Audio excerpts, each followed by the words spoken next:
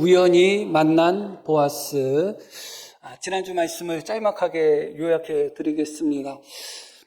나오미라는 여인이 모압에 거주한 지 10년 만에 남편도 잃고 2명의 아들도 잃게 됩니다. 이제 그 집에는 3명의 이제 과부만 남게 되었죠. 2명의 며느리는 참 젊은 나이였을 것 같습니다. 그때 나오미가 내가 다시 고향으로 돌아가야 되겠다. 내가 다시 이스라엘 땅으로 돌아가야 되겠다. 결심을 하고 돌아가죠. 그 돌아가는 도중에 나오미 마음속에 젊은 2명의 며느리가 걸린 것입니다. 자기는 이미 나이도 많이 먹었고 또 자기 고향으로 돌아가는 것이니까 좋지만 이 젊은 2 며느리는 남편도 없는 상태에서 시어머니를 모시고 알지도 못하는 그런 민족, 다른 민족이 사는 곳으로 간다는 것이 쉬운 일이 아니죠. 그리고 젊은 나이이기 때문에 얼마든지 새 출발을 할 수 있는 그런 나이이지만 시어머니를 따라갔다가는 새 출발도 할 수 없는 그런 상황이 전개될 수밖에 없죠. 그래서 나오미가 2명의 자부들에게, 며느리들에게 돌아가라고 이야기합니다. 너희 친정집으로 돌아가라. 어머니 집으로 돌아가서 거기서 다시 시작하라. 거기서 다시 남편을 맞이하고 다시 결혼 생활을 하라. 그렇게 이야기합니다. 2명의 며느리들은 시어머니 말을 듣지 않습니다. 시어머니와 함께 하겠다고 합니다. 그 결심이 굳은 결심이었던 것 같아요. 그러나 나오미의 마음이 더 강했던 것 같습니다. 다시 한번 나오미가 이야기하죠. 하나님께서 나를 치셨다. 쉽게 말씀드리면 나는 하나님께 저주를 받았다. 그런 의미예요. 그래서 나오미라는 이름 자체의 뜻은 희락, 기쁨, 즐거움, 행복 그런 뜻이 거기에 있습니다. 그런데 나오미가 스스로 말하기를 나는 마라라고 말할 정도로, 마라라는 단어의 뜻은, 이름의 뜻은 쓰다는 겁니다. 내 인생이 너무 쓰다는 것입니다. 왜냐하면 타지에서 산 지 10년 만에 남편과 2명의 아들을 다 보냈으니, 그러고 나갈 때는 풍족하게 나갔는데 어느 순간 10년이 지난 시점에서는 빈 털터리가 됐고, 그런 입장에서 얼마나 그 인생이 쓰게 느껴지겠어요. 그래서 며느리들에게 이야기하죠. 하나님께서 나를 치셨다. 그래서 난 너희로 말미암아 더 가슴 아프다 하면서 돌아가라고 한 번 더 강권합니다. 그때 큰 며느리인지 둘째 며느리인지 오르바가 돌아가는 선택을 합니다. 그러나 룻은 그러지 않았죠. 지난주에 어떻게 룻이 반응했느냐 하면 어머니에게, 나오미에게 붙쫓았다. 그렇게 말씀이 나와요. 그 붙쫓았다는 그 단어는 하나님께서 아담과 하와를 만드시고 그 위에 둘을 짝지어 주시면서 이제 남자가 그 부모를 떠나서 여자와 하나가 돼야 된다. 여자와 연합하여 하나가 돼야 된다 할 때 사용되었던 단어입니다. 그러니까 붙쫓는다는 것은 둘이 하나가 된다는 의미예요. 룻은 자기 시어머니와 하나가 되는 선택을 했습니다. 시어머니에게 딱 달라붙는 선택을 했어요. 지난주 말씀드렸듯이 시어머니의 지금 상태가 돈 많은 그런 늙은 그런 과부가 아니잖아요.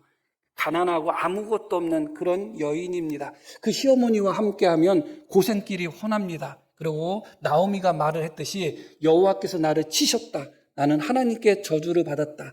내 인생은 더 이상 나오미가 아니라 마라다. 그렇게 이야기하는 사람인데 그런 시어머니와 함께했다. 붙쫓았다. 하나가 되었다. 달라붙었다. 그것은 결국은 룻이 시어머니가 당하는 그 고난 속에서 나도 함께 당하겠습니다. 시어머니가 마라의 인생을 사신다면 나도 마라의 인생을 살겠습니다.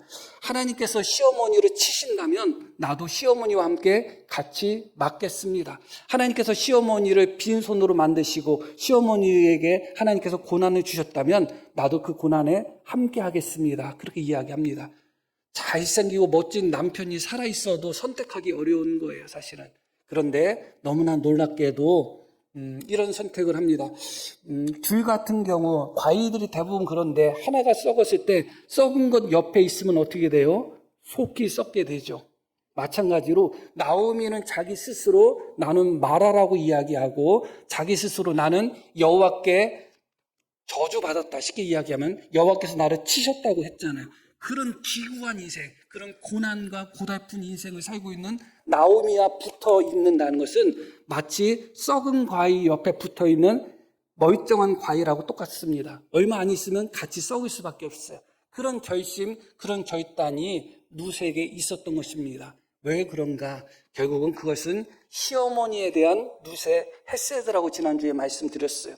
헤세드라는 것은 어떤 관계 속에서 변하지 않는 충성, 어떤 관계 속에서 변하지 않는 사랑, 인애, 자비, 그런 것들을 의미합니다. 시어머니와 며느리 그 관계 속에서 이 룻은 어떤 고난이 있다 할지라도, 시어머니가 마라의 그런 쓴 인생을 산다 할지라도 시어머니에 대한 그 헤세드를 결코 포기하지 않겠다는 것입니다. 시어머니와 함께 죽을지언정, 시어머니와 함께 고난당할지언정, 시어머니와 함께 하나님께 저주받는 한이 있다 할지라도 나는 시어머니 나오미와 함께 하겠습니다. 바로 그것이 바로 헤세드인 것입니다. 사랑은 죽음보다 강하다고 합니다. 이 헤세드는 사랑으로 번역할 수도 있는 그런 단어예요. 그것이 무엇을 의미하겠어요? 사랑이 죽음보다 강하다는 것. 결국은 사랑이 가장 큰 가치라는 것을 인생 속에서 배워나가는 것 같아요. 100세가 넘은 그런 철학자 김영석 교수님이 있죠. 예수님을 믿는 분이죠.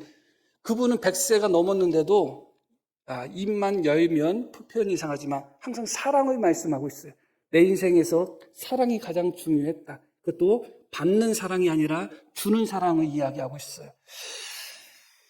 그 사랑이 얼마나 귀중한지, 얼마나 중요한 건지 아직까지 우리는 깨닫지 못하고 있는 것 같아요. 사랑은 죽음보다 강합니다. 그렇기 때문에 비록 자기 시어머니가 그런 고난의 길을 홀로 간다 할지라도, 룻은 자기 인생을 다 포기하는 한이 있다 할지라도, 새로운 남자를 만나서 재혼하고 자기 민족을 포기하고 자기 부모를 다 포기하는 한이 있다 할지라도 어머니에 대한 사랑, 어머니에 대한 헤세드, 어머니에 대한 충성, 이것을 포기할 수 없었던 거죠. 내가 끝까지 가겠다고 이야기합니다. 그런데 놀라운 것은 무엇이냐? 나오미는 스스로 자기 자신을 마라라고 표현을 했습니다. 그런데 마라라고 표현했던 이 나오미가 룻으로 말미암아 다시 예전에 나오미로 회복되는 것입니다. 빈손 빈털터리가 되었던 나오미가 룻을 통해서 다시 풍성해집니다. 나는 앞으로 자식도 낳을 수 없고 아무런 소망이 없다고 했던 나오미가 룻과 보아스를 통해서 아들을 얻게 되죠. 그 아들이 누구냐? 오벳입니다. 그렇기 때문에 결국은 이 룻은 나오미의 마라의 인생에 함께하며 나도 함께 마라의 인생을 살겠습니다. 그렇게 결단했는데 도리어 그 인생이 마라의 인생이 된 것이 아니라 마라의 인생을 살고 있는 나오미가 도리어 룻으로 말미암아 큰 복과 평안을 누리게 된 것이죠. 이것은 결국 어떤 부분을 우리가 통해서 다시 한번 발견하게 되는가? 광야 이스라엘 백성들이 마라라는 곳에 도착했는데 물이 써서 마시지를 못했습니다. 이 마라와 나오미가 스스로 마라라고 한 것은 같은 의미의 단어입니다. 쓰다는 것이죠.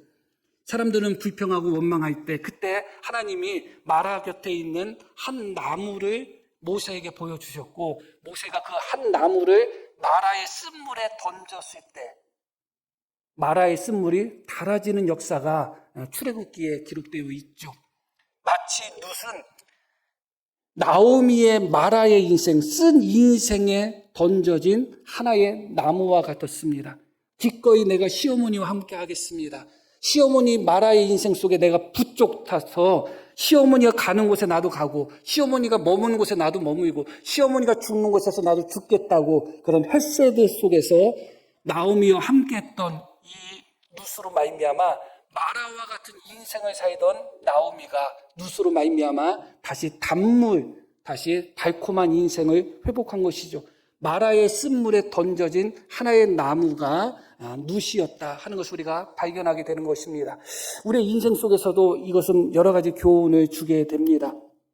그러나 본질적으로 우리에게서는 정말 진정한 마라의 한 나무가 있습니다. 그분이 바로 예수님인 것이죠. 우리의 인생 속에서 아무리 쓴물과 같은 그런 고달프고 고난을 경험하는 인생을 산다 할지라도 우리의 인생을 다시 새롭게 변화시키는, 물을 포도주로 바꾸시는 마라의 한 나무와 같은 예수님이 우리 속에 있다는 것을 우리가 다시 한번 바라보게 되는 것입니다. 그런 말씀 속에서 오늘 말씀이 또 이어지고 있습니다. 다시 말씀드리면 그런 시어머니, 스스로 말하라고 이야기하면서 나는 하나님 앞에 저주받았다, 하나님이 나를 치셨다고 말할 수밖에 없는, 나는 빈손이다, 나는 빈털털이다, 나는 너무 괴로운 인생을 살고 있다 하는 그런 나오미를 향한 헤세드, 사랑, 인애, 자비로 말미암아 룻은 나오미와 함께합니다.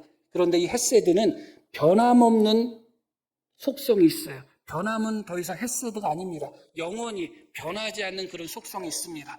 내가 시어머니와 함께 영원히 하겠습니다 하면 그 헤세드는 영원히 가는 것입니다. 시어머니가 어떤 고난 속에 있든 변하지 않는 거예요. 포기하지 않는 거예요. 그래서 오늘 말씀은 이 나오미를 향한 룻의 헤세드가 계속 이어지고 있는 것입니다. 어머니가 가시는 곳에 나도 가고, 어머니가 머무는 곳에 나도 머물고, 어머니가 죽는 곳에서 나도 죽겠다고 했던 룻이 그 어머니가 굶어 죽는 것을 볼 수가 없잖아요. 그래서 룻이 그 어머니를 봉양하기 위해서 한 가지 제안을 합니다. 지금이 추수철이니까 나로 하여금 어떤 밭에 가서 이삭을 줄 수 있도록 그렇게 해주세요. 그렇게 어머니에게 요청을 합니다. 그것은 어머니를 향한 여전히 변하지 않는 룻의 헤세드였던 것이죠. 변하지 않았습니다. 나는 어머니를 위해서, 또 나를 위해서 내가 누군가가 추수하는 그 밭에 가서 이삭을 주워오겠습니다. 그렇게 이야기합니다. 나오미가 허락하죠. 가라.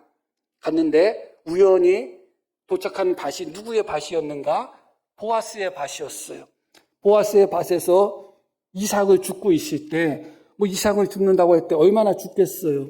많이 죽을 수가 없겠죠. 그때 마침 보아스가 그곳에 도착합니다. 못 보던 여자가 있어요. 그래서 그 일꾼을 감독하는 감독자를 불러서 물어보죠. 저 여자가 누구냐 하니까 나오미의 며느리, 모압 여자인데 나오미와 함께 돌아온 며느리고, 아침부터 지금까지 잠깐 쉰 외에는 지금까지 이렇게 수고하면서 계속 이삭을 줍고 있습니다. 그렇게 칭찬을 하는 이야기합니다. 그런데 공교롭게도 이 보아스가 나오미 엘리멜렉, 그러니까 나오미의 남편인 엘리멜렉, 룻의 시아버지가 되죠. 친척 관계예요. 그러니까 어떤 생각이 들겠어요. 모르는 사이도 아니고, 비록 모압 여자라 할지라도 또 친척 관계 속에 있고, 또 그 소문을 이미 들은 상태여가지고 보아스가 룻을 부르죠. 불러가지고 앞으로 다른 밭에 가지 마. 다른 밭에 갔다가 괜히 해를 당할 수가 있으니까 이 밭에 계속 있으면서, 내가 추수하는 그런 밭에 계속 머물면서 이삭을 주서라. 그렇게 친절을 베풀어요. 그러고 물이 먹고 싶으면 목마름이 있으면 일꾼들이 떠온 물을 마셔도 좋아. 그렇게 허락을 합니다. 그 지역은 물이 귀한 지역이잖아요. 그래서 또 성읍하고, 룻이 살았던 성읍하고 보아스의 밭하고는 거리가 멉니다. 그렇기 때문에 상당량의 물을 떠서 와야 되고, 또 음식도 준비해 와야 되고, 그것이 만만치 않습니다. 그런데 보아스는 나오미에게 그냥 이삭을 줍는 것만 허락하지 않고 어떻게 하도록 이야기해요? 물도 내 마음대로 먹어도 좋다. 그렇게 이야기합니다. 룻은 너무나 감동을 했죠. 왜냐하면 이방 여자인 자기를 향하여 이런 자비를 베풀고 은혜를 베푸는 것이 너무 고마웠던 거예요. 그래서 룻이 이야기하죠. 나는 이방 여자인데, 당신의 하인보다, 하녀보다도 못한 그런 이방 여자인데 어떻게 나에게 이렇게 은혜를 베풉니까? 나에게 친절을 베풉니까? 그때 보아스가 이야기합니다. 내가 내 시모에게, 내 남편에게 행했던 그런 햇새들을 내가 분명히 들었다. 내가 어떤 여인인지, 남편이 죽은 후에도 시어머니를 위해서 어떻게 내가 효도를 했는지 내가 분명히 다 들어서 알고 있다. 그리고 너는 이방 사람, 모압 사람인데 기꺼이 하나님을 믿겠다는 결심 속에서 이 땅에 왔으니 너는 여호와의 나에게 그늘 아래에서 쉬러 왔구나. 그렇게 보아스가 이야기합니다. 그런 말들이 룻에게는 너무 큰 위로가 되었던 거예요. 그래서 룻이 그렇게 이야기합니다. 자, 한번 13절 말씀 한번 볼까요? 룻이 이르되 내 주여, 내가 당신께 은혜 있기를 원하나이다. 나는 당신의 하녀 중에 하나와도 같지 못하고 있다. 당신이 이 하녀를 위로하고 그 마음을 기쁘게 하는 말씀을 하셨나이다. 룻이 정말 큰 위로를 받았던 것 같아요. 사실 홀로 된 몸으로 그렇게 홀로 살고 있는 시어머니를 모시겠다고 자기 민족을 떠나서 생판 알지 못하는 곳에 와서 그렇게 가난한 상태에서 남의 집에 가서 이삭을 줍고 있는 자기 자신의 신세가 얼마나 초라하고 처량하겠어요. 자기 연민에 빠지기가 쉽죠. 그런데 그런 룻의 마음을 보아스가 위로했다는 것입니다. 당신이 이 하녀를 위로했습니다. 당신이 나의 마음을 너무너무 기쁘게 했습니다 하면서 룻이 보아스에 대한 감사를 표현하고 있죠.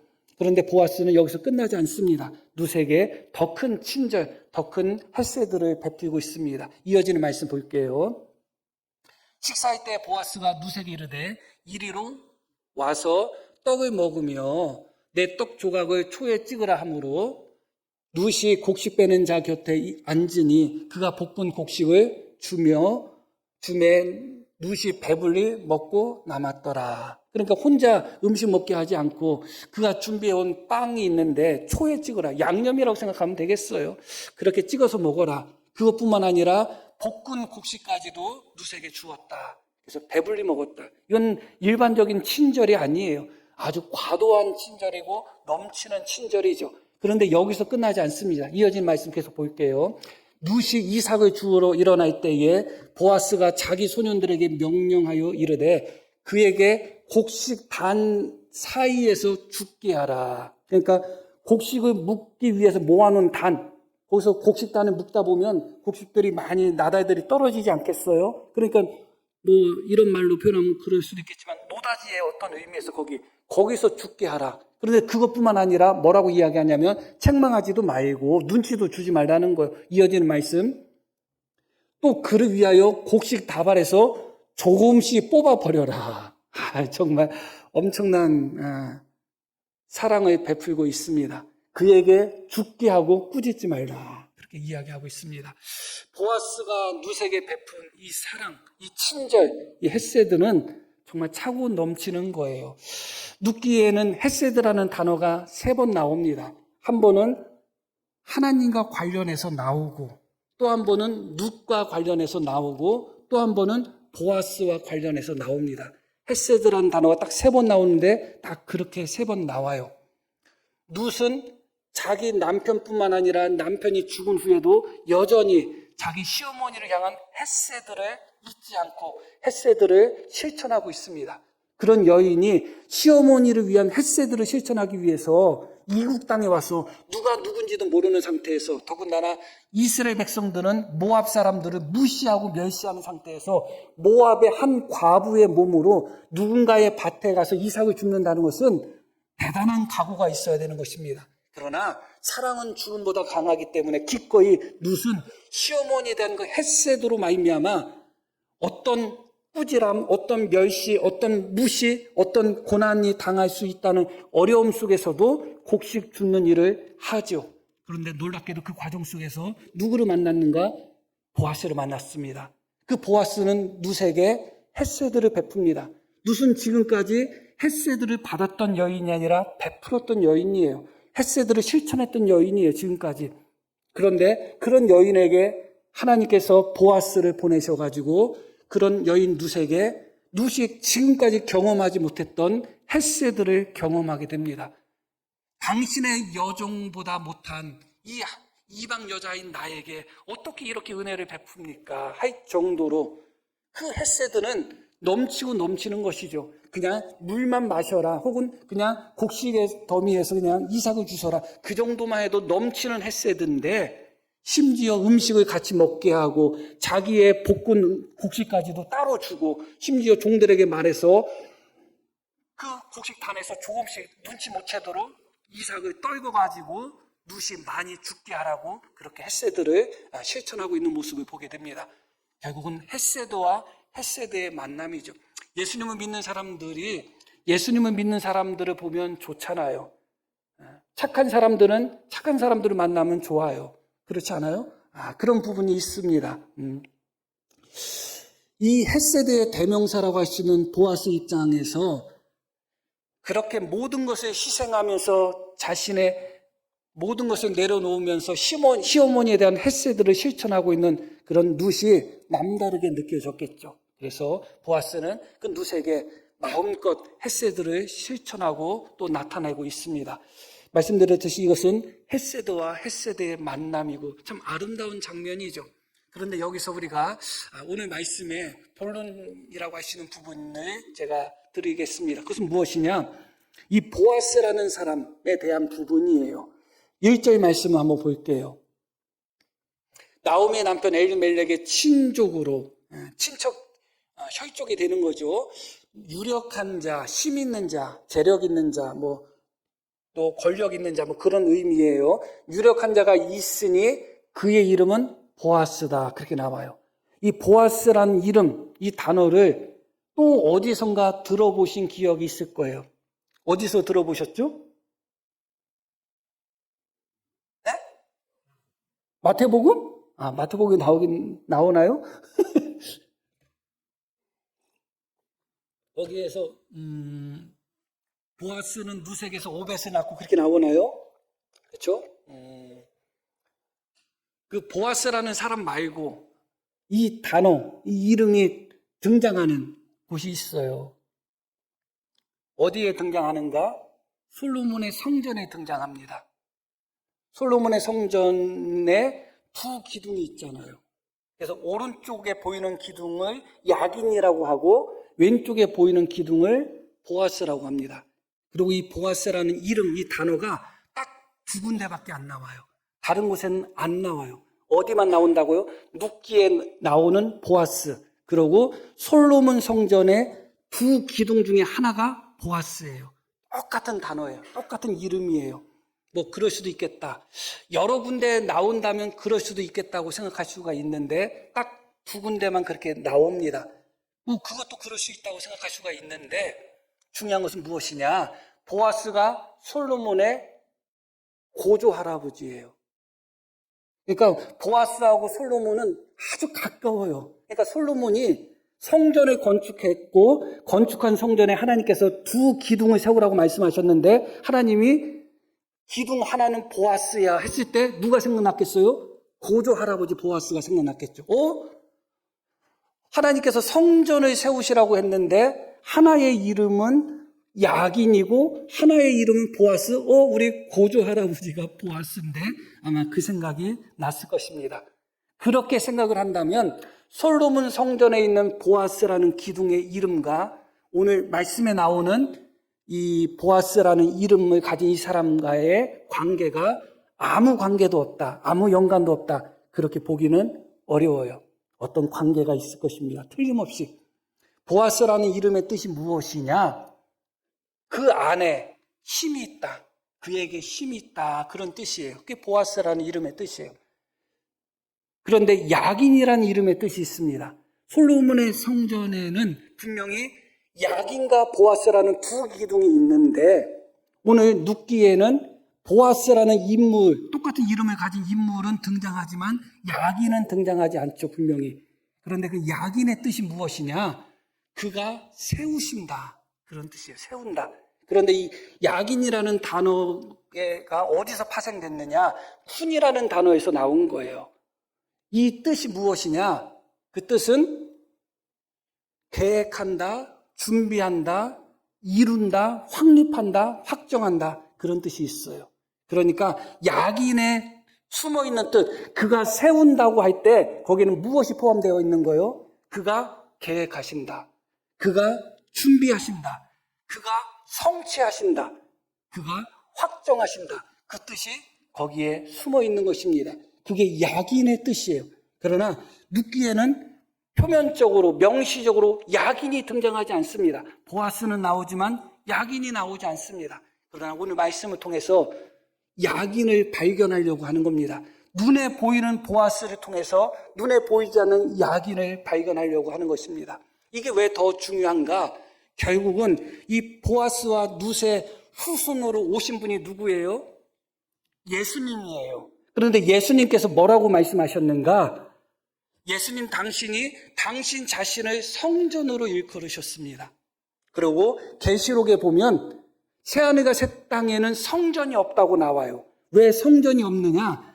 하나님과 어린 양이신 예수님이 성전이 되시기 때문에 그렇다. 그렇게 나옵니다. 그 이야기는 무슨 얘기냐? 눈에 보이는 솔로몬의 성전은 어떤 의미에서 성전이지만 참 성전이 아니에요. 진짜 성전은 누구라고요? 예수님이에요. 그러니까 바로 보아스의 후손, 룻의 후손인 예수님이 진짜 성전이라고요. 그런데 솔로몬 성전 앞에 무엇이 있었다고요? 야긴과 보아스라는 두 기둥이 있었는데 그것은 참 성전이 되시는 예수님을 통하여 통합이 되는 것입니다. 예수님은 참 성전이고 참 성전이신 예수님을 통해서 그에게 힘이 있다. 또 그가 계획하시고 그가 이루시고 그가 세우신다는 이런 야긴과 보아스의 두 기둥이 예수님께 통합이 되는 것입니다. 그런 의미이기 때문에 오늘 룻기에서 우리가 야긴을 발견한다는 것은 너무 중요한 것입니다. 자, 다시 3절 말씀을 한번 보겠습니다. 이렇게 말씀이 나와요. 룻이 가서 베는 자들을 따라 밭에서 이삭을 줍는데 우연이라고 말씀이 이어집니다. 우연히 엘리멜렉의 친족 보아스에게 속한 밭에 이르렀다. 우연히 간 거죠. 룻은 우연히 갔습니다. 그러나 하나님께서도 우연한 건가요? 그렇지 않죠. 이 부분에 우연이라는 단어가 강조된 것은 우연이 아니라는 것을 역설적으로 보여주기 위함이에요. 룻이 이삭을 줍는데 엘리멜렉의 친족 보아스 집에 속한 밭에 갔다. 그렇게 표현해도 충분합니다. 그런데 왜 굳이 성경에 자주 등장하지 않는 단어 우연이라는 단어가 왜 여기 등장했는가? 우연이 아니기 때문에 그래요. 그것을 더 강조하기 위한 의미가 있습니다. 아합 왕이 전쟁에 나갈 때 미가야 선지자가 나가지 말라고 했죠. 나가면 죽습니다 했는데 아합이 완악한 마음으로 고집 부려서 전쟁에 나갑니다. 전쟁 나갔는데 선지자가 당신 전쟁에 나가면 죽습니다 하는 말을 들었으니까 불안하잖아요. 그래서 어떻게 해요? 아합이 옷을 바꿔서 변장해서 전쟁에 나가요. 자기가 왕이 아닌 것처럼. 그런데 어떤 사람이 우연히 쏜 살, 우연히 화살을 쐈는데 그게 아합의 가죽 솔기, 갑옷 솔기 사이로 뚫고서 아합을 죽입니다. 그 우연히가 왜 거기 나왔겠어요? 우연이 아니라는 걸 보여주는 거예요. 그것을 우리에게 더 보여주는 것이죠. 룻의 입장에서는 우연히 간 것입니다. 계획적으로 간 것도 아니고 알고 간 것도 아닙니다. 그냥 우연히 어떤 밭에 가서 저 밭이 추수하네? 저 밭에서 주스면 되겠다고 해서 우연히 가서 주웠는데 그곳이 보아스의 밭이었다. 그러면 룻에게 있어서 이 우연은 하나님께는 필연인 것이죠. 여기에서 우리는 야긴이신 하나님을 발견하게 되는 겁니다. 야긴의 뜻이 무엇이라고요? 그가 세우신다. 거기에 어떤 뜻들이 있다고요? 그가 미리 계획하셨다. 미리 준비하셨다. 그가 그것을 이루셨다. 그것을 확립했다는 뜻이 있습니다. 그게 야긴이에요. 보아스는 눈에 보이지만 야긴 하나님은 눈에 보이지 않습니다. 그냥 우연히 어떻게 하다 보니까 재수가 좋아서 보아스 집에 갔고 우연히 그 밭에서 곡식을 줍다 보니까 또 그날따라 재수가 좋아가지고 곡식을 많이 주셨다고 생각할 수가 있지만 그러나 그 우연은 야긴 하나님 룻을 위해서 미리 계획하시고 미리 준비하시고 미리 예비하신 야긴 하나님의 작품인 것이죠. 우리가 느끼고 우리가 경험하기에는 우연처럼 보이지만 사실은 거기에는 보아스밖에 보이지 않지만 보이지 않는 또 하나의 기둥이 있는 것입니다. 보아스 옆에 보이지 않는 또 하나의 기둥, 야긴 하나님이라는 기둥이 보이는 겁니다. 그가 계획하신 것입니다. 우리 인생도 마찬가지예요. 내가 계획하고 사는 것 같죠. 내가 준비하고 사는 것 같죠. 물론 내가 계획하고 내가 준비하고 살아가는 것은 맞습니다. 그러나 내가 무엇을 계획하고 내가 무엇을 준비하기 전에 사람이 발걸음을 무엇을 계획한다 할지라도 그 발걸음을 인도하시는 분은 하나님이라고 했듯이 사실은 내가 무엇을 계획하고 준비하고 내가 무엇을 하기 전에 하나님은 나를 위해서 먼저 준비하고 계신 것입니다. 그게 여호와 일행인 거예요. 거기에도 야긴 하나님이 나타나는 것입니다. 아브라함이 이야기하죠. 이삭이 아버지 장작도 있고 불도 있는데 어린 양은 어디 있어요? 하나님이 준비해 주실 거야. 하나님이 준비하여 주실 거야. 그게 여호와 이레인 것입니다. 우리가 보지 못하는 사이에 하나님은 이미 우리를 향한 계획이 있으십니다. 하나님은 이미 계획하셨습니다. 하나님은 이미 준비해 놓으셨습니다. 우리가 보지 못할 뿐이죠. 그리고 그가 성취할 것입니다. 그가 이룰 것입니다. 그 하나님이 약인 하나님이신 것입니다. 우리 주변에 보아스와 같은 사람이 혹시 있다. 아우, 나 어떻게 하다 보니까 참 재수 좋아서 저런 사람 만났네. 재수 좋아서 만나지 않았습니다. 어떻게 하다 보니까 일이 참 잘 풀리네. 참 기분 좋다. 그냥 어떻게 하다 보니까 일이 잘 풀리는 거 아닙니다. 약인 하나님이 미리 계획하셨습니다. 그 하나님이 계획하셨고 그 하나님이 준비해 놓으신 겁니다. 룻과 나오미가 고향에 돌아갔는데 공교롭게도 그때가 바로 추수철입니다. 추수가 시작이 되었습니다. 그러고 공교롭게도 룻이 어떤 한 밭에 가서 이삭을 줬는데 그 밭이 바로 보아스의 밭입니다. 근데 그 밭의 주인 보아스는 어떤 사람이냐? 공교롭게도 나오미 엘리멜렉과 친척 관계입니다. 그냥 친척 관계로 끝나는 것이 아니라 그 사람은 유력한 사람입니다. 아주 힘있고 부자입니다. 그런데 힘있고 부자고 친척인 것으로 끝나는 것이 아니라 헤세드가 넘치는 사람입니다. 룻이 자기 시어머니에게 보여줬던 헤세드와는 비교할 수 없을 정도로 어떤 의미에서는 더 큰 헤세드를 가졌던 사람이 바로 보아스입니다. 이미 하나님께서 자기 시어머니를 위해서 기꺼이 나는 시어머니를 위해서 시어머니가 마라의 인생을 살면 나도 마라의 인생을 살 것이고 시어머니가 고통스러운 인생을 살면 나도 시어머니와 함께 고통을 당하겠습니다. 그렇게 헤세드를 결심하고 실천했던 룻을 위해서 하나님은 보아스라는 넘치는 헤세드를 가진 그 사람을 준비해 두셨습니다. 그 보아스는 말 그대로 사랑도 넘치고 헤세드도 넘치지만 유력한 사람이고 힘 있는 사람이고 또 룻과도 결국은 친척 관계가 되는 그런 사람입니다. 이것을 어찌 우연이라고 할 수 있겠어요? 이것은 우연이 아닙니다. 우리네 속담에도 하늘은 스스로 돕는 자를 돕는다는 속담이 있죠.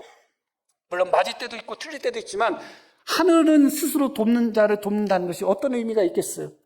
하나님께서 그를 위하여 준비하시고 예비하신 것이 분명히 있다는 것입니다. 이어지는 말씀 4절 말씀도 보겠습니다. 마침 보아스가 베들레헴에서부터 와서 베는 자들에게 이르되 여호와께서 너희와 함께 하시기를 원하노라. 뭐라고 이야기해요? 마침 보아스가 우연히 룻이 보아스 밭에 갔는데 그때 마침 또 보아스가 우연에 우연히 겹치고 또 겹치는 것. 그래서 결국은 하나님의 필연이고 약인 하나님 되시는 준비하시는 하나님, 예비하시는 하나님, 계획하시는 그 하나님의 놀라운 손길이고 섭리라는 것을 다시 한번 깨닫게 되는 것입니다. 여기서 우리가 한 가지 배우는 것이 무엇이에요? 여기서 우리가 배울 수 있는 것은 무엇이냐? 우연조차도 우연이 아니라면 우리 인생 속에서 우리를 위해서 계획하시고 우리를 위해서 준비하시고 우리를 위해서 성취하시는 그 하나님 손에서 벗어나는 것이 어디 있겠어요? 우연조차 우연이 아니라면 그 어떤 것이 우연이고 그 어떤 것이 재수고 그 어떤 것이 행운이겠어요? 우연조차 우연이 아니라면 그 모든 것은 우리가 보지 못하지만 깨닫지 못하지만 경험하지 못하지만 약인 하나님 되시는 우리를 위해서 미리 계획하시고 준비하시고 이루시는 하나님의 섭리 속에서 이루어지는 것입니다. 그것을 발견하느냐 발견하지 못하느냐가 우리에게 믿음의 숙제로 남아있는 거예요. 왜냐하면 그 약인의 기둥은 아직 보이지 않기 때문에 그래요. 나를 위해서 지금도 준비하고 계시는 그 하나님이 안 보이잖아요. 그러니까 우리가 약인 하나님을 발견하지 못하는 거예요. 그러나 우리의 삶 속에서 보아스와 같은 경험을 할 때마다 우리는 그때 보이지 않는 약인 하나님의 손길을 우리는 그때마다 발견하셔야 되는 겁니다. 아, 하나님이 도우셨구나. 하나님이 함께 하셨구나. 하나님이 붙들어 주셨구나. 아, 하나님이 먼저 준비하셨구나. 아, 하나님이 먼저 나보다 앞서서 성취하셨구나. 약인 하나님을 발견하는 것, 그게 믿음의 경주고 믿음의 모습인 것입니다. 오늘 말씀 속에서 다시 한번 우리는 이 보아스라는 한 인물을 통해서, 그의 이름을 통해서 성전의 두 기둥인 하나인 야긴을 발견하게 되는 것입니다.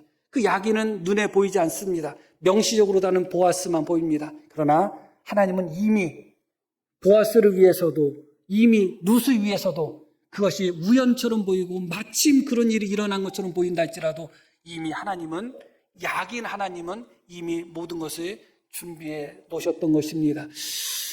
하나님께서 만물을 만드시고 보시기에 힘이 좋았다고 말씀하셨습니다. 하나님께서 얼마나 잘 만드셨겠어요. 더군다나 인간은 하나님의 형상으로 만드셨잖아요. 그러니까 얼마나 잘 만드셨겠어요. 그런데 놀랍게도 가장 아름다운 천지 만물을 창조하신 후에 사람을 위해서 또 특별하게 에덴 동산을 만드신 분이 하나님이에요. 아담이 알았겠어요? 몰랐죠. 아담이 알지도 못한 사이에, 하와가 알지도 못한 사이에 하나님은 하나님이 만드신 이 천지 만물 속에, 이 지구 속에 또 에덴 동산이라는 낙원을 따로 준비하셨던 것입니다.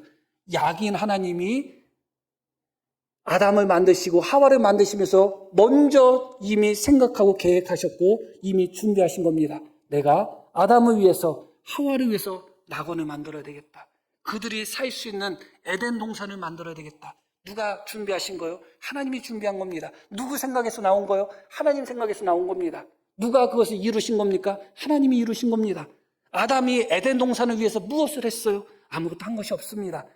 에덴 동산은 아담의 피땀으로 만들어진 것이 아닙니다.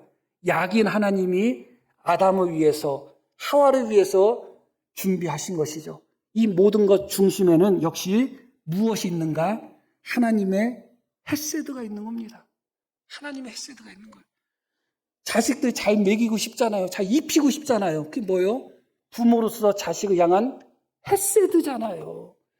천지 만물을 잘 아름답게 하나님이 만물을 창조하신 후에도 그것도 부족하게 느껴지는 거예요. 제가 보았을 때는 에덴 동산을 안 만드셔도 아담과 하와가 살기에는 충분했습니다. 그런데도 아담과 하와를 사랑하는 하나님의 헤세드가 무엇을 만드신 거예요? 에덴 동산을 만드신 거예요. 죄악 가운데 죽을 수밖에 없는 우리를 위해서 예수 그리스도를 십자가에 못 박게 내어주신 것도 하나님의 헤세드인 거예요.